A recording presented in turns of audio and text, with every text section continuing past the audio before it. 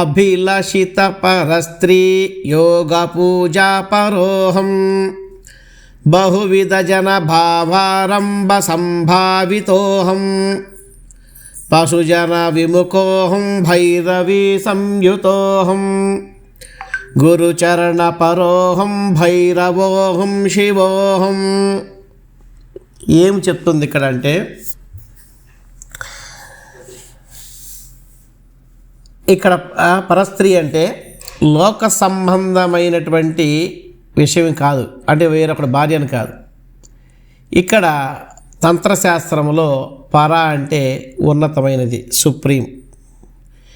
ఇక్కడ పరమేశ్వరి లేదా కుండలిని శక్తితో కూడినటువంటి ఆ యోగ పూజలో నిమగ్నమై ఉన్నాను అని అర్థం అన్నమాట. అంటే నేను కామిత పరస్త్రీ యోగ పూజాపరుడను. దీన్ని బహువిధ జన భావారంభ సంభావితోహం అంటే వివిధ రకాల వ్యక్తుల యొక్క భావాలను, వారి యొక్క ఆలోచన ధోరణను అర్థము చేసుకోగల జ్ఞానము కలవాడను. అంటే అన్ని రకముల భావాలకు నేను మూలమైన వాడను. పశుజన విముఖోహం భైరవీ సంయుతోహం. పశు అంటే ఇక్కడ అర్థం అజ్ఞానం అన్నమాట.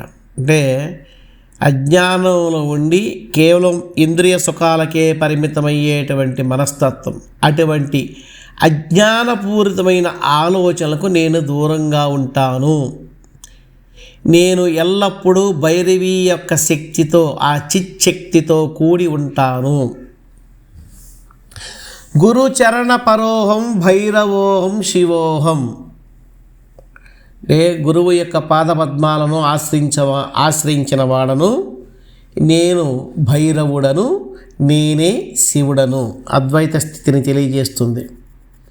మనకి గాఢాపత్యం అంటే గణపతిని పూజించేది, శైవం శివుడు పూజించేది, వైష్ణవం విష్ణువుని పూజించేది.